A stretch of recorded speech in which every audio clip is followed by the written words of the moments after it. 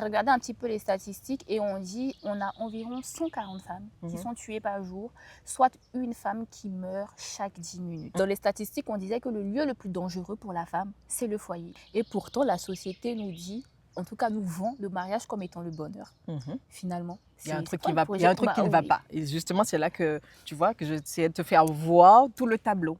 Et c'est ça être féministe radical en fait. Il faut aller dans la profondeur parce qu'il y a un truc qui ne va pas. Lorsque tu vois qu'un truc ne va pas, tu ne rentres pas là-dedans en fait.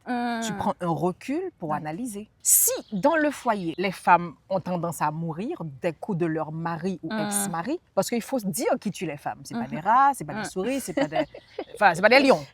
Leur mari ou Oui. ex-mari ou ex-partenaire. Donc, si les femmes se font tuer dans leur foyer, on a un problème. On ne peut pas pousser des jeunes femmes à aller dans des foyers où elles peuvent mourir. Donc, si le foyer est considéré comme l'endroit le plus dangereux pour une femme, pourquoi est-ce qu'il y a quand même des campagnes de toutes parts, de tous horizons?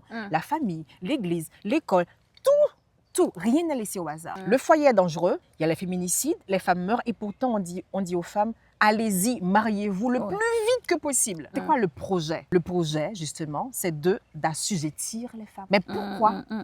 La suite, c'est pourquoi est-ce qu'il faut faire ça? Et maintenant, c'est la raison pour laquelle nous, féministes radicales, on vient dire, il y a un problème, stop, analysez, réfléchissez, choisissez-vous comme personne, puis après, si vous avez le temps, si ça vous va, s'il y a le bon partenaire en face, allez-y avec tous ces-ci. Mais n'y allez pas comme ça parce qu'il y a la mort qui peut vous attendre, en fait. Mais comment on arrive à savoir si c'est le bon partenaire?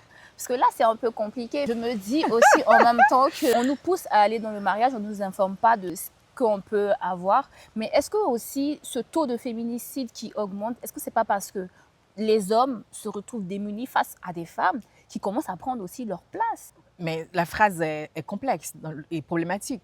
Si des hommes se retrouvent face à des femmes qui commencent à se choisir, pourquoi ils les tuent? Donc on a un problème là. Parce que justement, on leur a jamais appris. J'entends, mais lorsque quelqu'un est démuni, il ne le tue pas. Si toi tu es démuni, tu tuerais ou pas?